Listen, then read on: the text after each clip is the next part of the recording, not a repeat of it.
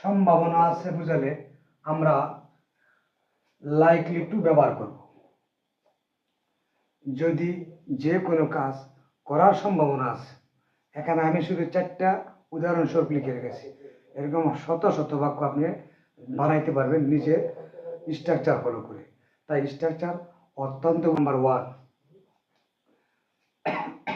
Structure দেখেন, subject plus am is are plus likely to plus ভার্বের present form.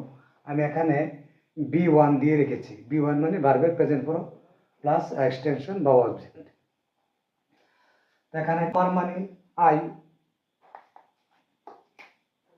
Subject আমার I, তারপর আমরা এম ইজ আর, তো আই এর সাথে সবসময় এম হয়, ইজ আর আর কখনো হয় না।